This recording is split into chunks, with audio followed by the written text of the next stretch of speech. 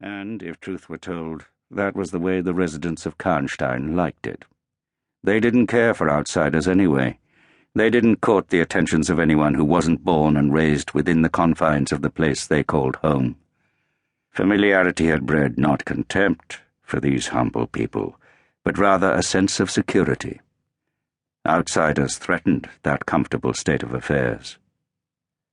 Sometimes they passed through Karnstein to reach the building perched on the hilltop, and when they did, those who lived in the village eyed them with distaste and suspicion and fear. No one knew what went on inside the high walls of the castle, but many were prepared to offer their own thoughts on the kind of antics that were perpetrated there. Some from the village had worked for the family in days gone by.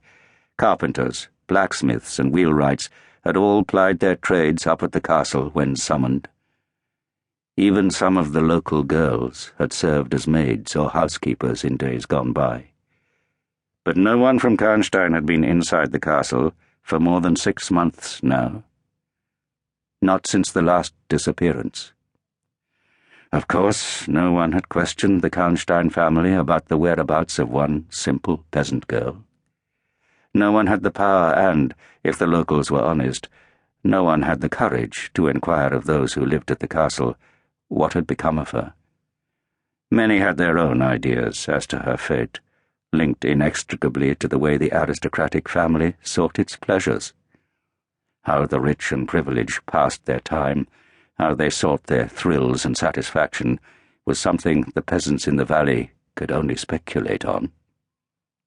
There had been talk of ancient rites, of obscene rituals to be spoken about only in hushed tones. Some had used words like sacrifice. Many more had murmured of evil happenings and even devil worship. Rumours grew and spread like poison in an open wound, and, as time passed, the fear that the villagers felt for their masters became tinged with anger, too. Resentment sat alongside rage when some looked up towards the gaunt edifice that was Karnstein Castle. Each night, as darkness fell upon Karnstein and its surrounding hamlets, lights could be seen glowing in the windows and turrets of the castle. And those in the valley below looked up at those lights and wondered and feared. Chapter 1. Clad from head to foot in black, they rode along one of the many dirt tracks that cut through the woods around Karnstein. Mud flew up from dozens of churning hooves as large horses carried these black riders through the night and along the narrow track that had been turned to little more than liquid mud by recent torrential rain and by the passage of other horses and wheeled vehicles during the past 2 or 3 days. With their long capes flying out behind them and black hats pulled down tightly over their faces, the riders looked not so much like men, but like pieces of the night which had detached themselves and were now hurtling along as if propelled by some unknown force. In the branches of a tree high above, an owl looked down at the swiftly moving body of horsemen, then shrieked loudly and took to the wing, as if anxious to be away from this group of black-clad figures. They rode on, moving with a speed and singleness of purpose reflected in their eyes. They knew what they sought, and nothing would distract them from that goal. Even their horses seemed to move with a fleetness of foot and a determination that made their passage over the sodden ground effortless. As the land sloped upwards gently, the trees on either side of the track also began to thin out, and the leader of the riders saw more easily the low wooden fence up ahead. It surrounded a cemetery.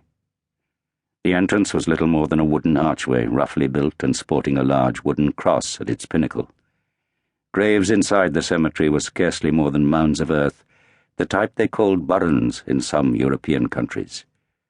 Some were marked with wooden crosses, others with little more than sticks rammed into the dark soil to mark the last resting place of whoever occupied the coffin beneath. 100 yards from the cemetery entrance there was a small wooden hut, a thick plume of smoke rising from its chimney into the night air.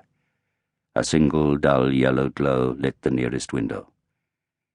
The leader of the horsemen raised his hand, tugged hard on the reins of his horse, and called